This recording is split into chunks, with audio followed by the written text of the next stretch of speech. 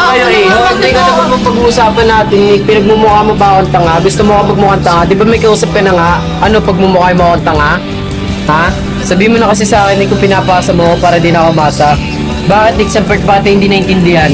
Eh kahit nga ayoko yung mga bagay-bagay, iniintindi ko kasi nga mahal kita, tayo kita mawala. Sa part ba ako nagkulang sa'yo? Eh halos lahat nga binibigay ko sa'yo, maramdaman mo lang na mahal kita. Sa part mo ba hindi naramdaman na nandito ako? Eh kahit nga nahihirapan ako, Nika, willing pa rin ako samahan ka kasi nga mahal kita. Sa part mo ba naramdaman na hindi ako sapat? Eh kahit nga umiyak ako buong magdamag, ikaw pa rin yung iniisip ko kasi nga mahal kita. Alam mo ba yun? Di mo kasi nararamdaman yung nararamdaman ko. Isa! Dalawa, bumalik ka dito. Ano ba? Ano ba? Ano bang gusto mong sabihin sa akin? Sino ba yung kausap mo? Wala, kaibigan ko lang yun. Kaibigan.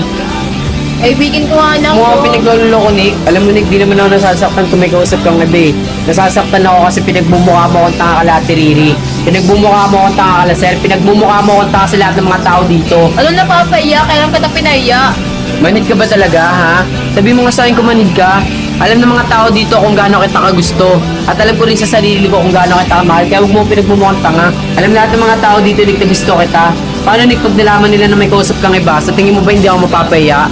Sa ginagawa mo ngayon, mas lalo mo akong pinagmumukhang tanga eh. Ha? Saan banda doon? Eh, wala naman tayo.